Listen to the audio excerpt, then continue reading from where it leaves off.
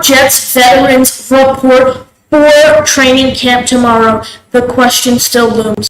Will Hassan Reddick be there? He recently wore a Jets shirt at one of his youth football camps. Two Jets on the NFL top 100 list. This Jets depth chart is going to be a tough one to make.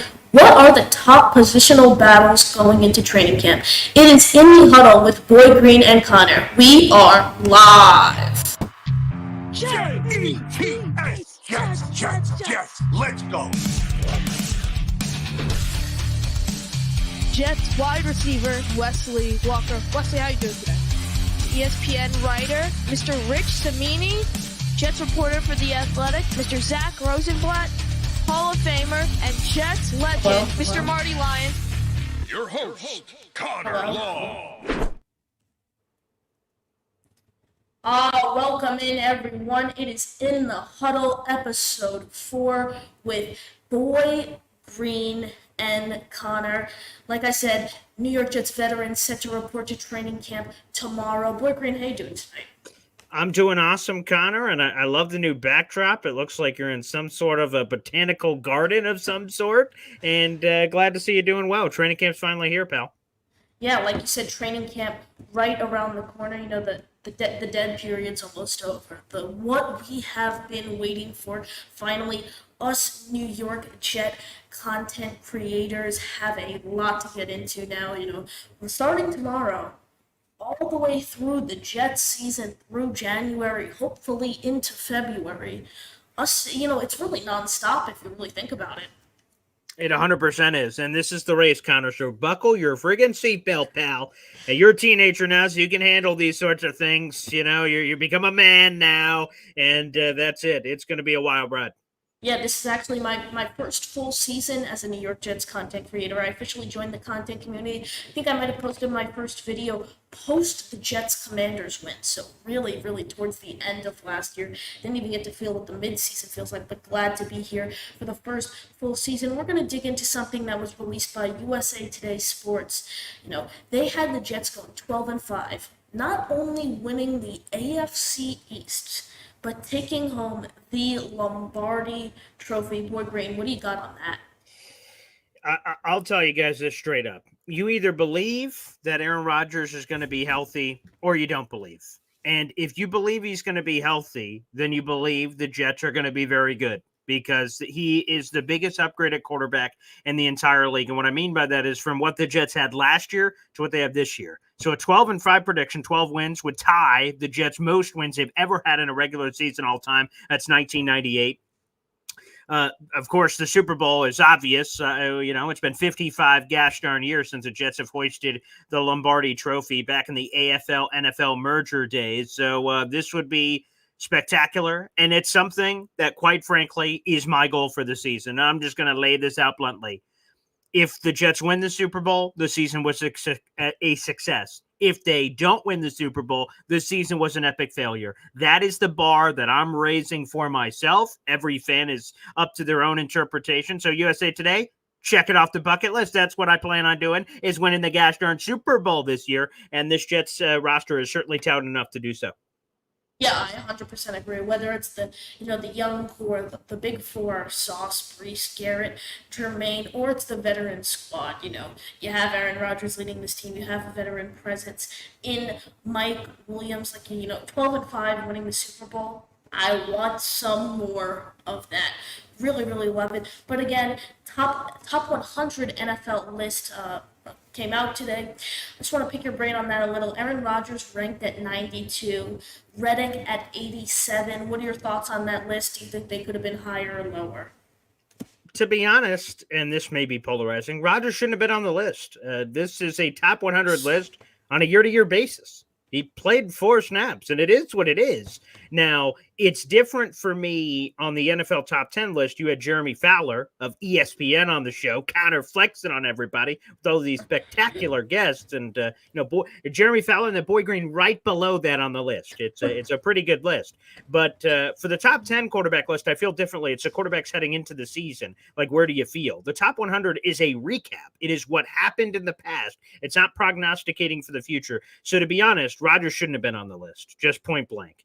But Hassan Reddick, he should have been probably much higher on the list. I mean, I need to see the list before I can really judge how much higher he should have been. I need to see where the other pass rushers go and things of that nature. So as far as I've seen, only the top 20 or so have been released yet, but maybe they will continue to be released. I'm not sure their schedule. And now they have NFL Now, so that's how you watch the television shows instead of NFL Network. So I'm not sure all the particulars of on when the full list is supposed to drop, but all I will say is there's a chance he should be higher. Rodgers shouldn't be on the list at all, so put him aside. And then on Reddick, there's a chance he should be higher on the list than what he is. But I think it should just show there are some Jet fans out in our universe that are kind of annoyed by the whole Hassan Reddick thing. And we'll get into that later. But they're annoyed by the whole Hassan Reddick thing from the standpoint of like, we don't need him. Some Jet fans have said, and we absolutely need him. He's one of the best players on the team. And Jake Asman, for gosh darn sake, he's one of the best in the friggin' business. We love that guy, Jake Asman. Our redheaded brother from another mother, Jake Asman, the Asman, and the Asmaniacs and his Jake Asman shop. I mean, it's all over the place. I saw what a flex. We talk about flex real quick, random detour, right? Like we have Connor getting Jeremy Fowler on the show and all these wonderful people. Jake Asman's like, yeah, the merch store is going well. Just made $4,000. I'm like, wow. All right. Okay, Jake Asman. Hey, can you start sending me like because you're making so much right? Can you send me like a Jake Asman like gift shop package of some kind? I want to open up like a box like the Jets send you with the Asmaniac hat shirt. Like I just want him to send me because the money's doing so well and things are going so spectacular. Can I get like a Jake Asman gift package? You know, like a gift shop box, and I open up. Oh wow, look what Jake Asman gave me. What a gift! But I'm still waiting on that, Jake. But that's neither here nor there. But the merch shop apparently is doing quite well for Jake Asman. I don't know how he has time to even comment on the show. He's probably counting the Benjamins from all the money he's making from the gosh darn Jake Asman merch shop. But that's neither here nor there. But yeah, so long story short, Hassan Reddick could be higher on the list. Let's see what the rest of the list is. But I hope it is a reminder to people of how good Hassan Reddick is. I think a lot of people have forgotten, quite frankly. Yeah, I 100% agree because I think a lot of this mini camp stuff has really kind of taken the spotlight off of what Hassan Reddick is as a player, not just, that a lot of it's been focused off the field as he's missed OTAs and mini camp, but kind of focused his production on the field. He's had over double-digit sacks his last 4 seasons in the league.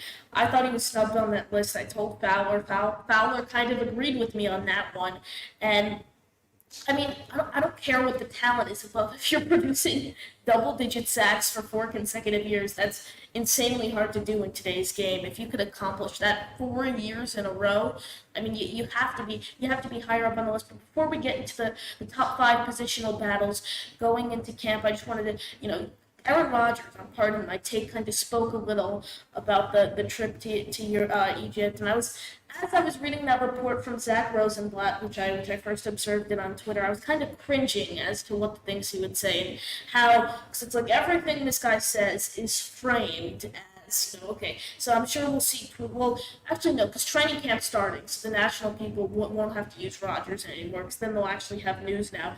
But what he was saying about, mini camp wasn't even a mandatory mini camp, wasn't even a thing when I was in the NFC North, it was just OTAs, blah, blah, blah. I don't know if you saw, what are your thoughts from what he said? Yeah, I read the quote first from Zach Rosenblatt, as you mentioned, and I grabbed the video clip myself because, sometimes it's good to hear the video version of it, and that's out on my Twitter. You guys can check that out from Part of My Take. Yes. I agree, quite frankly, with what Rodgers said. Yeah, he was talking about back in the old days, there used to be a line in the sand of what OTAs were and what a mini camp was. And a mini camp was supposed to be different. They were teaching you different things. It was set up differently. And to his point, the difference between the OTAs that we have currently and a mandatory minicamp is arbitrary. The Jets randomly picked the 3 days or 2 days at the end. They're like, yeah, these ones are the mandatory ones. But from what I understand, I've had Nick Ferry on my show every Wednesday for the last couple of Wednesdays, and he says that the content is the same, whether it's OTAs or minicamp. There's no difference. It's just what they're called. So it is kind of random. The ones that he apparently did not attend versus the ones he did attend, apparently they were all the same, just more of them. And that's what he's saying, long story short, that we're just getting lost in the word mandatory, but any of the earlier ones could have been called mandatory and it would have been the same thing as this point. Again, would I have loved Aaron Rodgers to be there? Of course. And then we wouldn't be talking about it now. We wouldn't have been talking about it all these weeks, but obviously he didn't. He went on this Egypt trip and he made that bed. Now he has to lie in it. So when it's brought up, because there was a lot he addressed during that part of my take, but I think there are two things he didn't address. Number one, why did he schedule it during minicamp? And then number two, as soon as he found out that it was scheduled during the minicamp, why didn't he move it then? Because, sure, this can be a bucket list item. Aaron Rodgers is a gazillionaire, apparently like Jake Asman. We'll have to check net worth to see who's making more money right now, but it's probably pretty close. And the fact of the matter is that Aaron Rodgers, as his multi-billionaire, could have moved the trip like a week. What different? He can move plane tickets. He has people to do that. Why couldn't he have done that? Again, he didn't answer that during part of my take because he wasn't asked that question, but the media 1,000% will ask him that question this week when he hops up to the mic. Yeah, it doesn't matter what dates OTAs or minicamps were.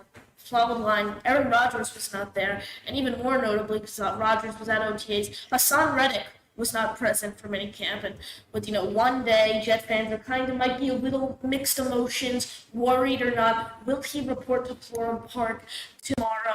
And, a sign that I saw that's pretty promising is at one of his local youth football camps, he was actually wearing a Jet shirt. So I kind of thought, if he's wearing that, I don't understand why he wouldn't report to camp. Do you see him there tomorrow?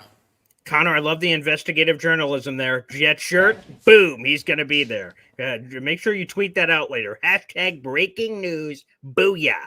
I like the connecting of dots. Detective Connor Long on the case.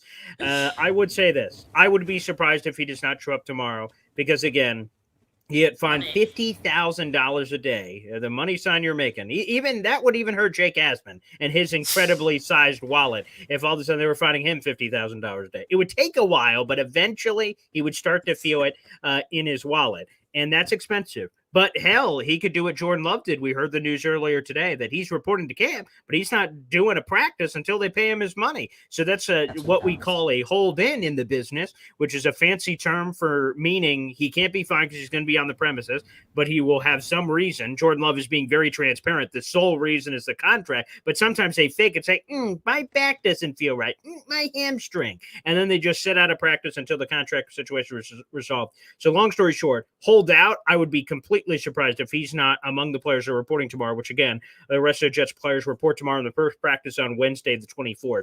I believe worst case, it's a hold-in situation. He's there and he's just not practicing until they figure out the financial component of it. But I'd be completely stunned if he does not show up tomorrow. Yeah, going back to my Fowler interview there, where I asked him that question right away.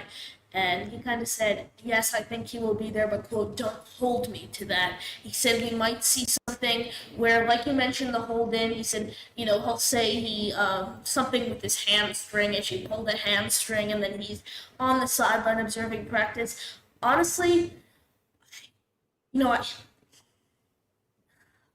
don't know what to say, honestly, because I think if something does happen,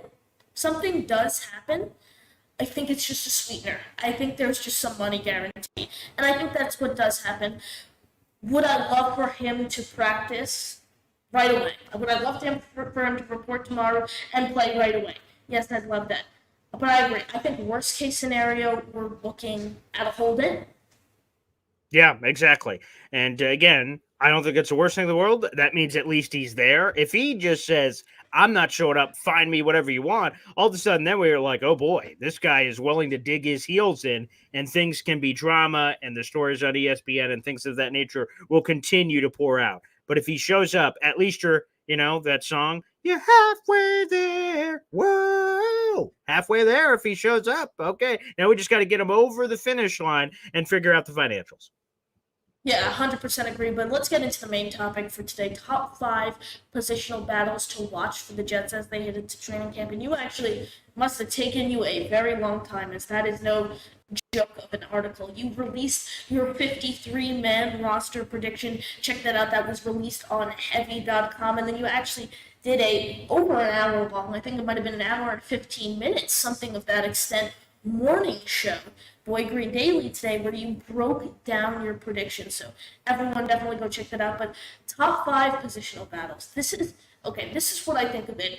The rules for today is it doesn't matter what the extent of the position is. I mean, we could be arguing about kicker 3. It doesn't matter. Obviously, that's unrealistic, but it does not have to be a starting position. It could kind of be a depth piece in terms of what we're arguing for. But Boy Green, I'll let you go first. What do you think is the number 1 position for that is up for grabs training camp. Yeah, first off, I appreciate all the shameless plugs, and you could do those as often as you'd like. They're spectacular. Boy Green Daily every day, 7:30 in the morning. Feel free to plug that as much as possible. I would say the number one for me and I understand that again, we don't have to do starters, and I will take full advantage of that while we're doing this top five. But in particular, I will start off with that conversation. It's a safety position.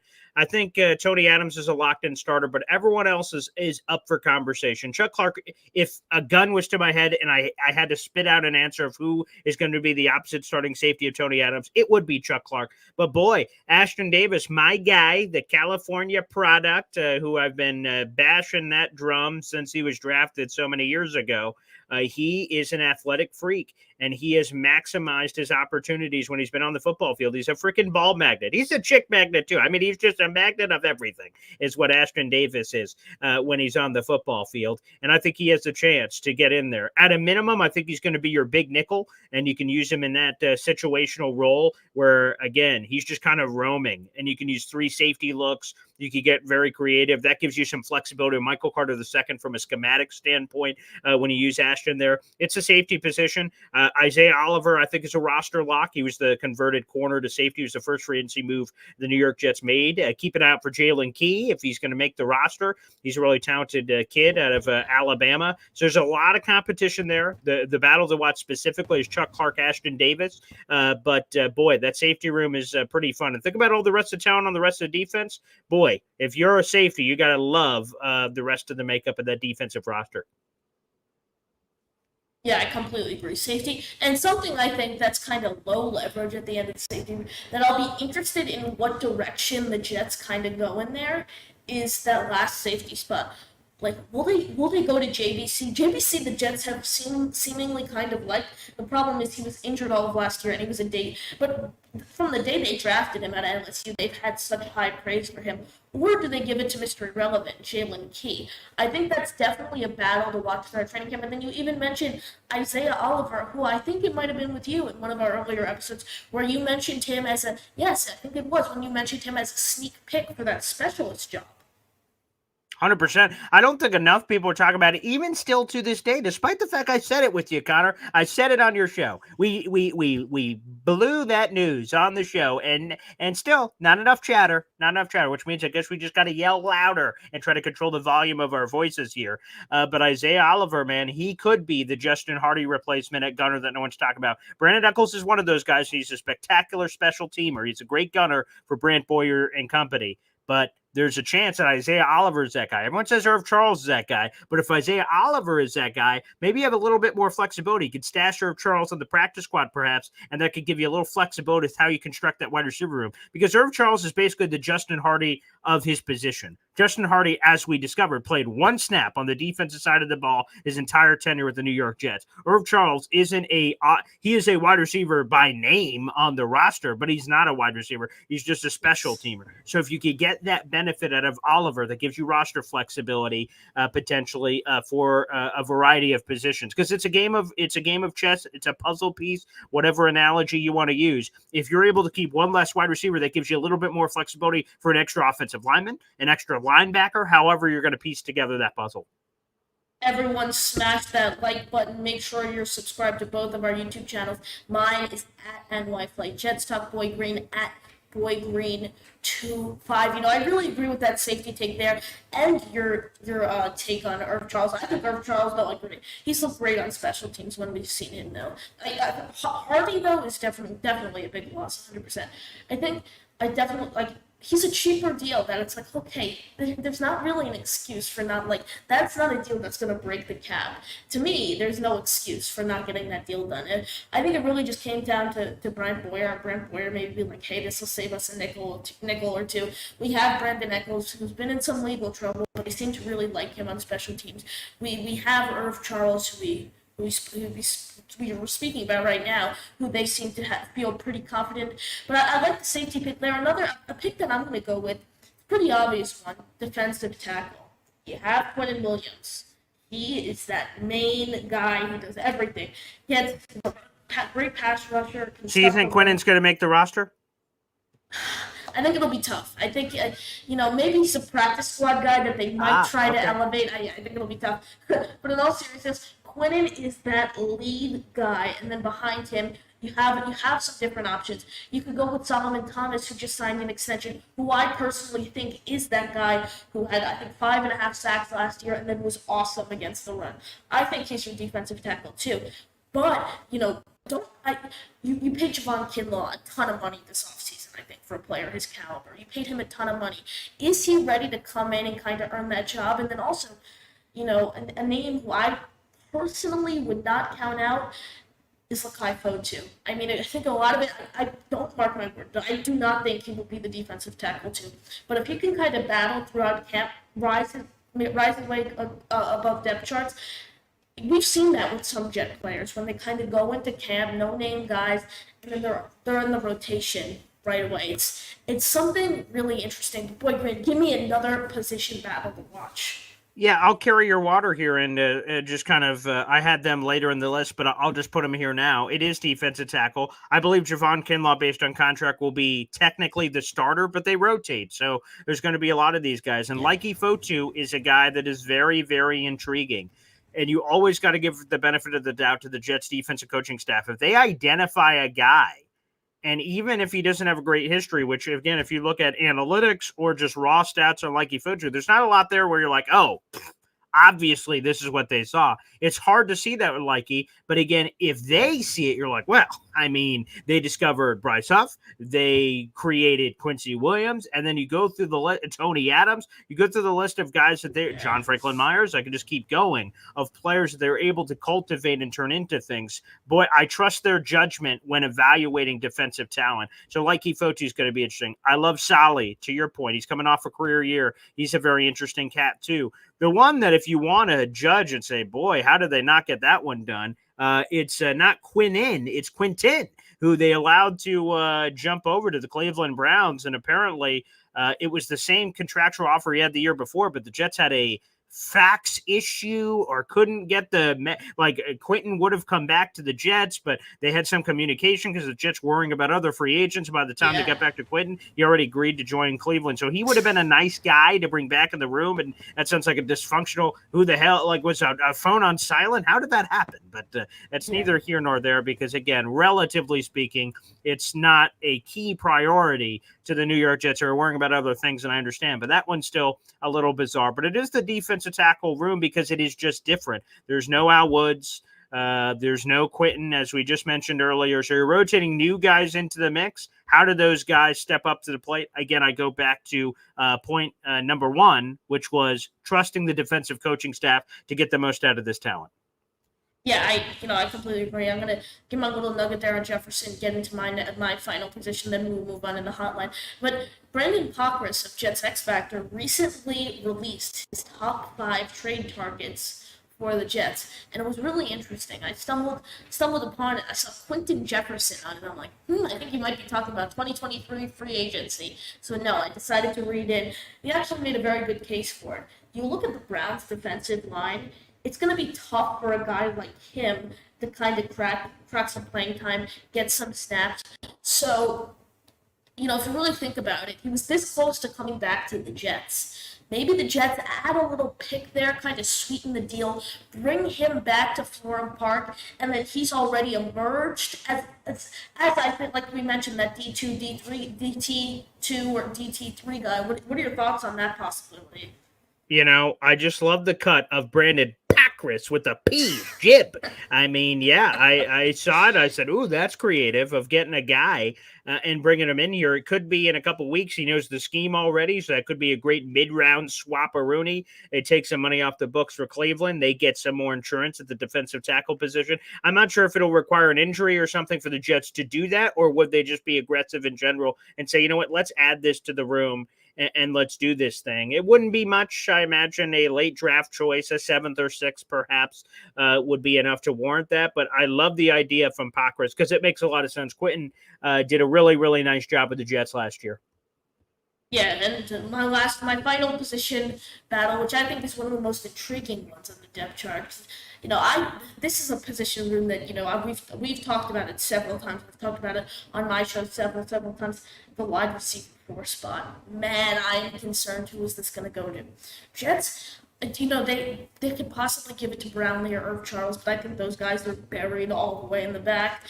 The two names I'm looking at right now, Malachi Corley, rookie. Jets have seemed to absolutely love him. They officially agreed to terms with him on July 17th to sign his rookie contract, which officially brings him into Florham Park for good now. He's had a lot of high praise throughout the building, and then the other option is someone who's kind of been on the downfall as of late. Did not have his best 2023 campaign, Alan Lazard.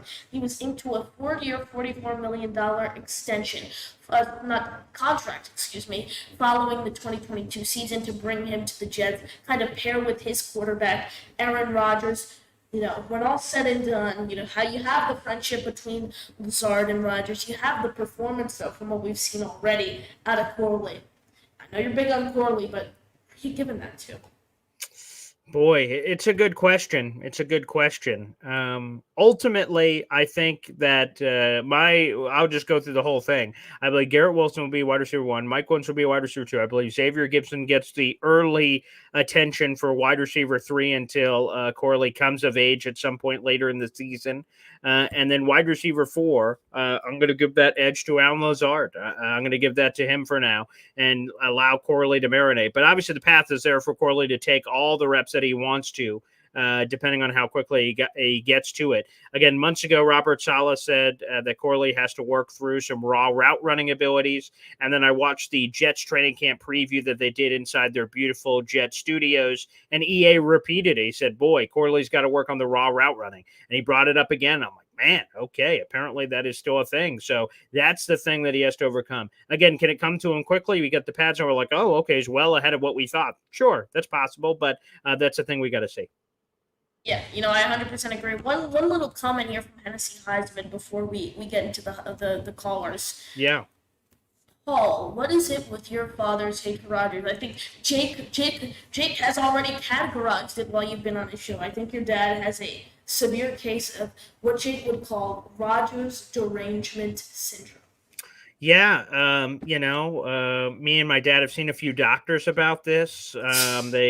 They were able to diagnose it, but the cure is still unclear. So again, we've gotten to several doctors' appointments. We've looked at a few rehab facilities that could get him back to full strength. But I'm going to be honest, the odds don't look great on bringing him back. From what the doctors have informed us, the Rodgers derangement syndrome is something that it's hard to come back from. And there's very few cases that they ever have. So it's a really dark conversation with the doctor, which me, my father, and the doctor in the room discussing it, which was, again, a tough conversation. I had to call my mom and tell her that my dad's going through this, and she couldn't believe it. And I said, Mom, it's going to be okay. I'm here for you, and I will support my family through these very difficult and turbulent waters. But I'm hoping that perhaps, kind of bringing him out to a game. He's going to be with me on Thursday, September 19th. He doesn't know what it's for, but actually Rodgers is going to be playing in that game. So that'll be a bit of a shock to my father.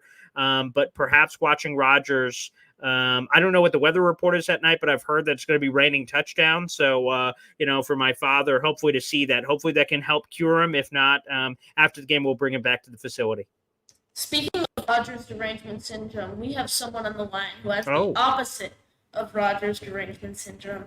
The Packers fan himself, B-Mac. B-Mac, how you doing? Hey, what's up? My two favorite people, Connell, and the young goat Connell, and the original goat, Paul Boy Green Jr. Yes, sir. I mean, and great to see you, pal. Yeah, and your dad is a goat, but he's not the goat that we, put, as, he's the filthy goat in the barn, having, eating some Rodgers pills, to help him calm down. But yeah, no offense, Pop, but, of course, wherever you are. Yeah. I just want to say, happy football week. We finally back to football, man. Training camp is here. I know for my Packers, there's been some drama today with the whole Jordan Love contract thing. I know today he was at practice, but he wasn't practicing. He was just standing outside and watching.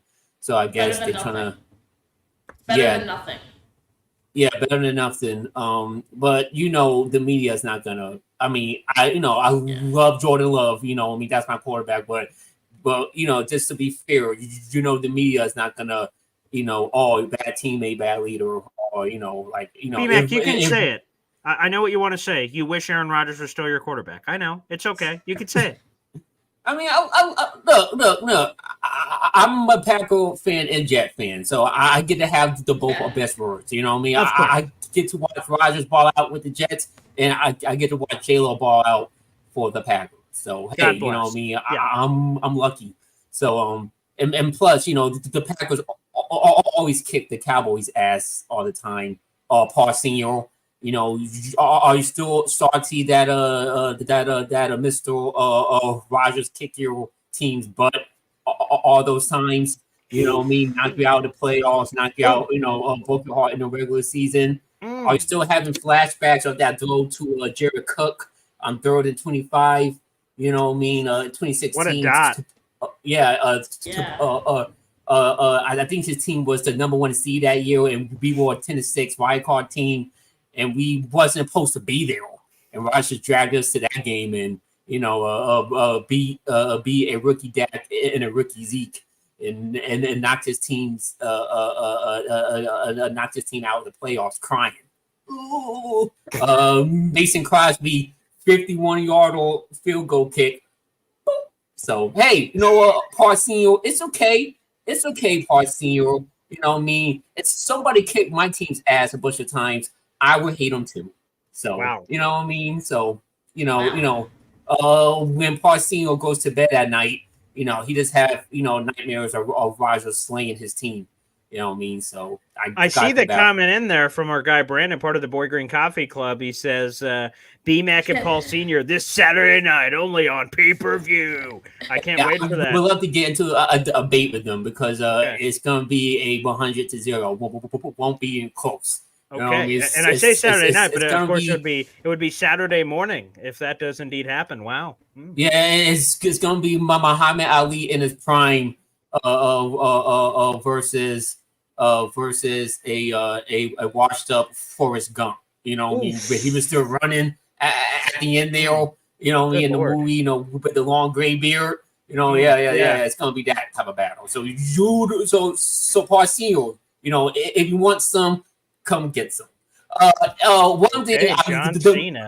The main reason I want to come in here too, I don't want to hold up your time because you got other calls, but I do want to have y'all seen Rodgers? The top 100 just came out. And Rodgers was 92, and how weird is a guy who played 4 snaps having complete a pass, and then also he just peeped in there in the top 100. What do you guys thought about that? And you think that's weird, or you think, hey, it is what it is? Yeah, I answered it with Connor. As much of a Jets fan as I am, and a diehard, again, look at the room, look at the face, the hat, everything. Aaron Rodgers should not be on that list. The top 100 is the top 100. It is a recap list. It is not a future list. It's not a career achievement award list. It is literally, okay, did you guys just see the 2023 season? Uh-huh. Who are the top 100 players? Here they are. And you're like, right, Aaron Rodgers. What the hell? So, again, I'm the biggest Jet fan in the world. I'm the most optimistic Jet fan in the world. And I can't wait for this. I am elated for what's about to happen with Aaron Rodgers. But if we're being honest, he should not have been anywhere near the list. He didn't play last. I totally agree. I mean, it is what it is. Totally agree.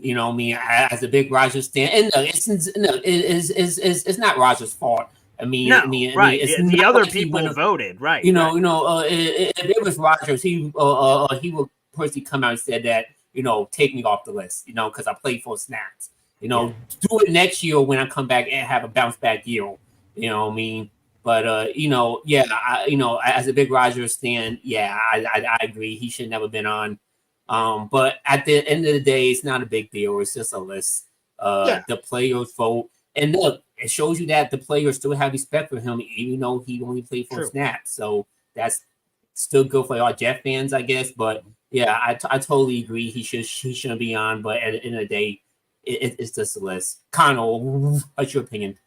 Yeah, Mac, really appreciate the call. We have other callers to get to. Really appreciate it. Before I let you go, yeah, I couldn't agree more with Boy Green. I mean, I'm honestly not surprised. Like I said, this is one of the lists though where we're it's kind of the point where us Jet fans are like, okay, he maybe didn't deserve to be on this list. But I feel like if he was left off this list, I feel like Jets fans might have gotten a little aggravated to it.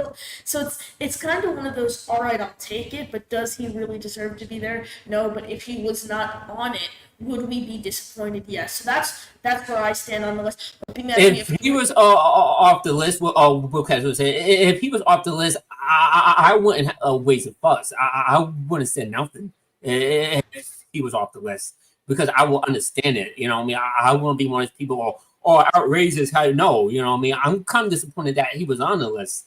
To be honest with you, because again, it's what have you done last year, not what have you done for the past 15 years. You know what I mean? So, but yeah, that's my opinion. But I still love Rodgers. I'm still with the Jets all the way. Jets and Packers Super Bowl. Let's get it. And all right, bye guys. Thanks, B-Mac. B-Mac, really appreciate the call. Great opinions, but I mean we have 3 other callers on the line, so we need to get to them. Johnny Boy joins the show. Johnny, what's going on, my man? What's up, guys? What up, Connor? What up, Boy Green? Hey, Connor, have you come over to the dark side with me and Boy Green yet? In terms of you just said his name, Mr. Corley. Yes, exactly. So ever since we had that friendly interaction there, and there were a lot of discussions there that it turned me and my father over. Well, the one including my father was attending the New York Jets home opener against the New England Patriots on September 19th. Can't wait to meet you, buddy. Yeah, can't wait to see you too, which I will be attending. But in terms of Malachi Corley, I still think he's wide receiver 4. I really do. I think he comes behind. I think I like him at 4, and I'd say that's actually a solid place for him. Because I think once you put him at 5 and 6, that's really pushing it. I think 5 is probably going to be Brownlee, and then 6 maybe Irv Charles or a guy like the likes of Malik Taylor. One of those two, I think, will probably land the receiving spot 6 on the depth chart. Where do you have Lazard then? Connor. Oh, my bad. I missed Lazard. I meant to say because I had. How could you possibly forget Alan Lazard? What a travesty! Because he was so forgettable last year. I see. Oh, that's why. Oh, that makes sense. I had the thought of Malik Taylor and a Packer. I don't know why. I think Malik Taylor would be on the practice squad, but I think it's really going to be Brown. I think Brownlee will get 6, Lazard will get 5. But if you look at what Corley's done, just his yak ability, everything we've heard about him, the grit that he's shown throughout all of his interviews and his college tape, I think it's undeniable. Agreed, 100%. But so I was calling in because I know you guys talking about the battles that you guys are wanting to see, and one of the battles that it's not really being talked about. I'm not sure if you guys talked about it, but it's our guy Leiki Fotu. Right? Let's talk about that. So like he is one that I'm looking forward to seeing. That dude is 25 years old, 6'5", 335 pounds. That dude's a monster, and not many people are talking about him as if he's not that guy. And then the other thing was our tight end room, right? What is Kuntz going to be, man? Oh yeah. I'm telling you guys, there's a reason why freaking Aaron Rodgers talked about Kuntz, man. So, look, I'm an ODU guy. I went to ODU, man. That's my college. And I remember seeing that he's a dog, bro. They try to put like 4 people on him at times, and he was just mossing people. Like, he's just one of those players that if the ball's near him, he'll catch it. You know what I mean? And I think the other stuff could be worked at, and he's learning from the best with Aaron Rodgers. Is going to make sure he does it. So I just wanted to get your guys' take on those 2 players and what do you guys think of it. And hey, I love this tag team, man. This is dope, bro. So like, you guys keep doing it up, man. And hey, BG, I'll see you in the morning, bro. It's been tough with the little one, man. Yeah, I But feel you. bro, you better get ready, dog. I'm letting you know, man. That's coming. It's coming. It's right around the corner. It hits way different Mm. when you gotta add another one into it, bro. Oh boy, So, I but I appreciate that. appreciate you guys, man. JETS, Jets. Let's go. And yeah, Foe 2 and my guy Corley, man, and Kuntz. Yeah, Let's I, talk. I love it. Thanks for the call, Johnny. Yeah, I will read this quote. I had this from EA. This, again, was on the Jets preview show from their television studios. Here was the quote EA gave. I tweeted it out over the weekend. Quote, Likey Fotu, I don't think a lot of people know about him, but the Jets think they probably got a diamond in the rough who's going to thrive in their system. That's from Jets senior reporter Eric Allen on Likey Fotu. So a lot of hubbub inside the building, even if it's not outside. Yeah, we mentioned Fotu earlier. Like we said, don't count him out. But the Kuntz regard was most interesting because I personally think Kuntz is a practice squad guy. I do not think he's shown enough in his short time that he deserves to make the roster. And what we've heard from Kenny Yeboah throughout OTAs and minicamps, all different types of media, whether it's blocking, receiving, but I feel like we hear the same thing about Kenny Yeboah every minicamp. Then we get into the actual season, then you kind of see who Kenny Yeboah really is. But I mean, the early responses on terms of Yeboah are definitely promising. So that's tight end 3. I had that down on my list. That's definitely a battle to watch. But I definitely agree with Fotu. We have 2 more callers on the line. Next up, we have Dano. Dano, how you doing? Can you hear me? All right. I like the Chris Collinsworth slide. Very nice. Well done there. Yeah, I'm in these boxes. I like this though. Hey, longtime listener of the in the huddle, first time caller. And great hat. Look at that hat. You got great taste. Oh yeah. Great taste on the hat. Thank Very you. nice. Hey, I know you guys are talking about camp competitions. Now we've never had a roster this good. Would you agree that it's not even going to be a matter of how good you do your job, but more so like how many jobs can you do? Like we're going to need versatility. I think that the more versatile the player, the better. Like I'm hoping that we see like, can Ruckert play H-back and tight end? Hey, you're twice as valuable. Maybe that would get a guy like Kuntz in. But if we keep Bodden, I don't know if we can take Kuntz too. We'll see. Great question. I would say right off quick, just to answer that, on my 53-man roster projection, I have Bodden not making it for exactly that point you just mentioned. Jeremy Ruckert floating with both. If you look at the Ohio State tape, he is a nasty, violent blocker in the backfield. And they didn't always use him that way, but there's a ton of stuff on tape, especially since he didn't really have this crazy receiving season. It's not his fault at Ohio State. They had so much other talent. But if you look at some of the blocking, if you extrapolate that to the NFL level, I think there's a lot there. And the other training camp battle I didn't get to on your versatility point is I think offensive lineman 10. Now, you want a deep cut? There you go. Who's fighting for the 10th spot on the Jets offensive line? Cole Laval, man. Versatility. He's played 4 of the 5 offensive line positions. He's a guy that with that versatility, he can be more than one man in one man's roster spot. That also can save you spots because if you can put again, you take Bodden off the board. That's one bonus spot. Does that go to linebacker? Yep. Does that go to defensive line? Where does that go? That's the advanced game inside the game for sure. And you mentioned Bodden there. Something that the Jets could start the year, the start training camp. The Jets put 3 players on the PUP list, physically unable to perform, and with the odds already stacked against Bodden, it sure does not help that he was one of those players. For those who don't know what the PUP physically unable to perform list means, those players are out for 6 weeks, and then after 6 weeks, they can either be moved to the inactive list, where they can kind of be, activated and inactivated, or the IR, where it's another 3 weeks minimum on that list. But Bodden, I don't 100% think he will make it. But Boy Green, question for you actually. You mentioned Cole Laval there. You actually had the chance to sit down and interview him the day after he inked his deal with the Jets. You see him beating out a guy like Jake Hansen.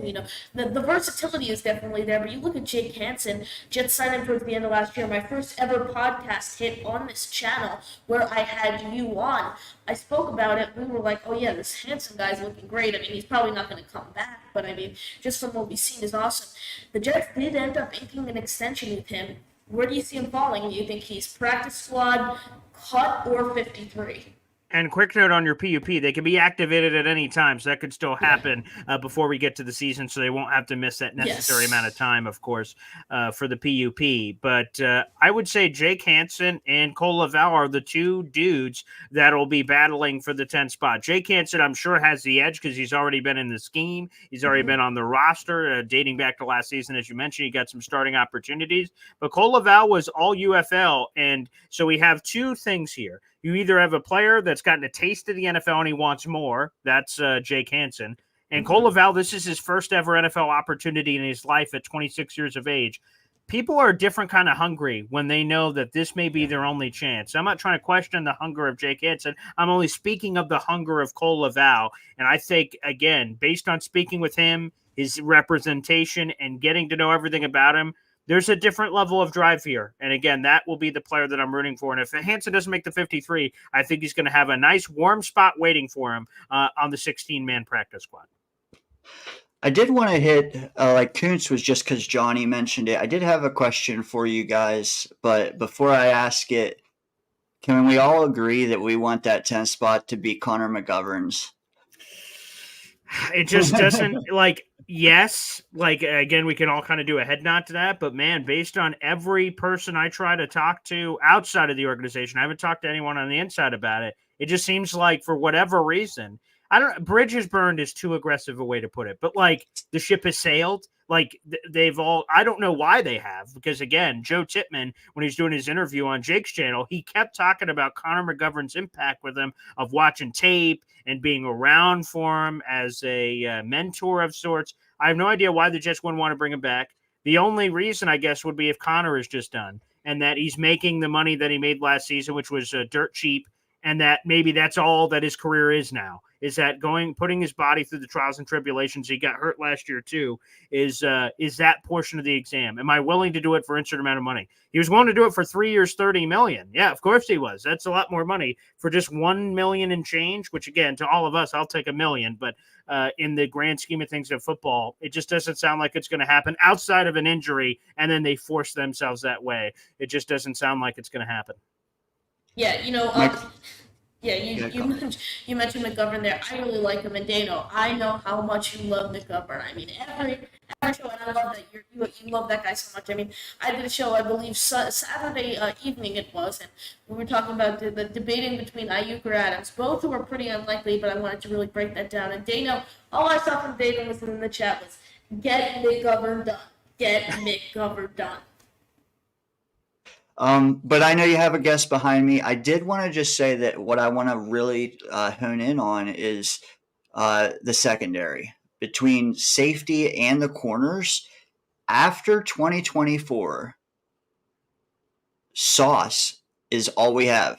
Like, outside of Sauce, there is literally 4 snaps of experience in the entire secondary after this year. So JD will probably get that pen working before September, hopefully sign half of them, get Tony Adams, Michael Carter. But right now, it is thin as hell. So I'll be watching that for sure. Thanks, guys. I appreciate you.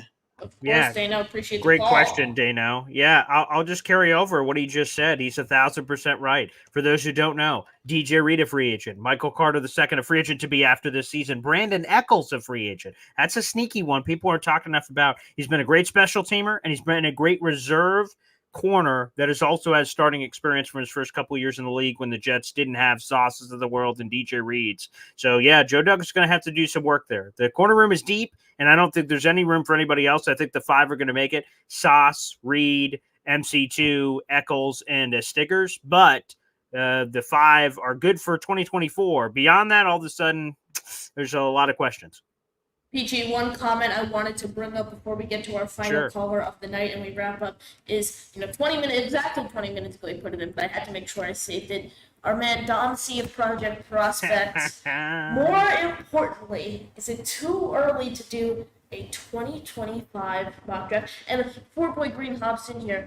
Dom, I know I've been Matt Miller released his insanely early 2025 draft prediction. So just to make a little something out of nothing here, Boy Green, he had Riley Leonard. He had the Jets selecting Riley Leonard, quarterback out of Duke. Could you see the Jets finding their future quarterback in the 2025 NFL draft? Yeah, and Riley Leonard transferred to Notre Dame, so that's where he is Yes. going to be for the upcoming season. That's also why, which is interesting because you brought it up, I think, with Dano there about the Ayuk or Adams potential conversation about one of those things happening. And one of the things that I'm resisting, I've got a big red button in the middle of my room, and if I hit that, we could get Adams and Ayuk immediately, but I have to give up a 2025 first. I'm resisting the urge to press that button because I want that as a fail-safe just in case Aaron Rodgers decides to hang him up either for good or bad reasons. Good, we win the Super Bowl. He says, okay, see ya, everybody. We don't have a quarterback of the future unless you believe Jordan Travis is that guy.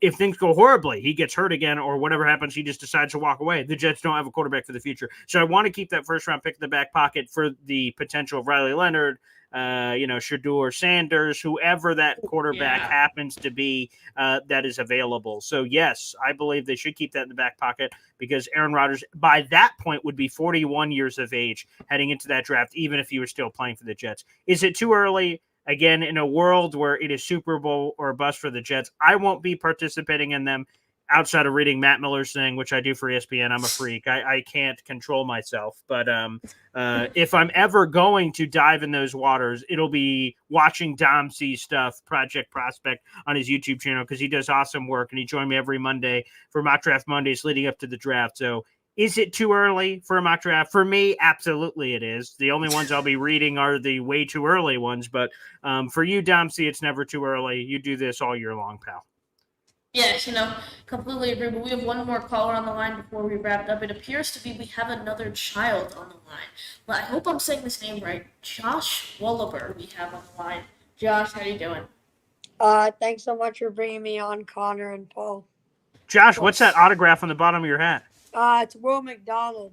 Will McDonald. First round draft choice, Will McDonald. Okay. Yeah, first round draft choice. Actually, speaking of first round draft choices, I wanted to ask about this year's first round draft pick. We had 10 traded back to 11 to pick Olu. I know there was some, sort of question.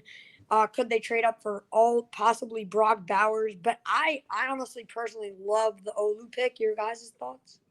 Yeah, I will say, so Olu's a kid that when he went back to college, he could have came out, and I think it would have been the first offensive lineman off the board. That ended up being Paris Johnson of the Arizona Cardinals, but I think it would have been Olu if he came out. I think he would have been the Cardinals tackle, which is funny how that worked out. He came back in. This is one of those ones where, speaking of Will McDonald, it's funny semblance here, is Will McDonald didn't play a lot last year. He had the least amount of snaps for a first rounder since Vernon Gholston. Look, you guys were both negative years old when Vernon Gholston was drafted.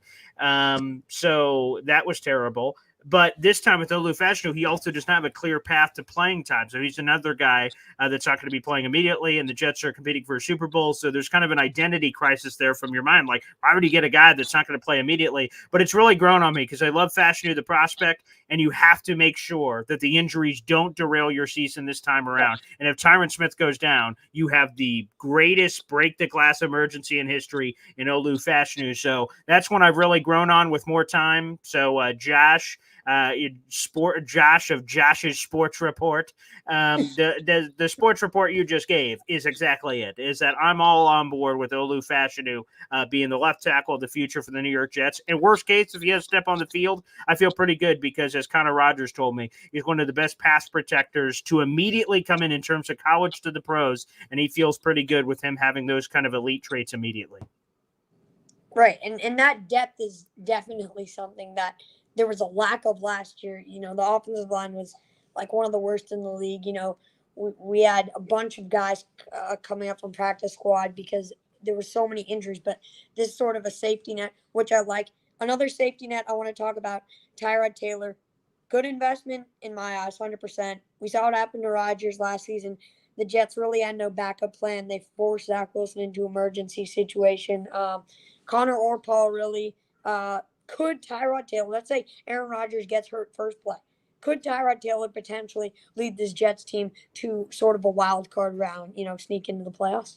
Well, two things here. First off, I hope it's at least the fifth play, to be honest with you. Let's get some sort of progress from last season. Number two, Josh, Absolutely. do you have any nicknames?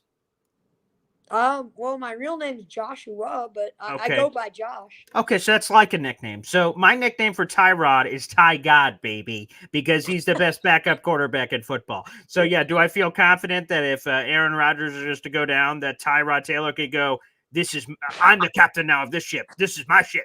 I'm like, okay, baby. If I'm on this Jets roster, I believe Tyrod Taylor is a great guy. He doesn't turn over the ball a lot. He's, as Robert Saleh likes to call him, an elite locker room presence. He can carry this team and get us to the playoffs, and then let's see what happens there. We haven't seen a lot of seasons where a Tyrod Taylor type has won a Super Bowl, like a Trent Dilfer, a Brad Johnson. Again, you guys were like -40 when that happened. For God's sakes, I'm pulling all these out from the late 90s, early 2000s. But the point is that the fact that I have to go that far back for those kind of examples proves to you it's very difficult to win with those kind of quarterbacks in today's day and age. But with Tyrod, I think we could definitely get to the playoffs and make noise. But like beyond that, boy, it's going to just really depend on how Tyrod Taylor is actually playing. Go ahead, Connor.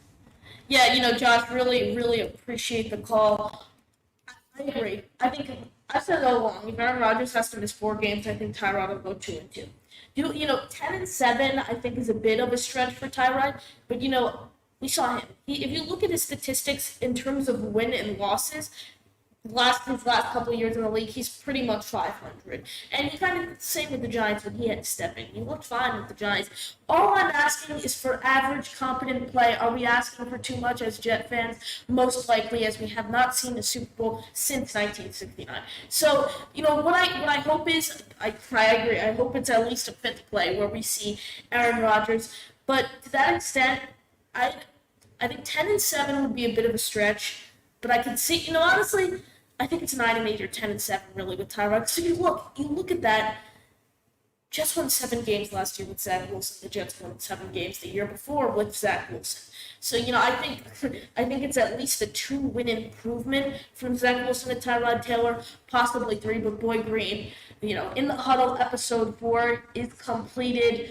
Any final thoughts? I would just say thanks for all the support to everybody, all the fans that are live there in the chat on either my channel or Connor's channel, whichever you're on.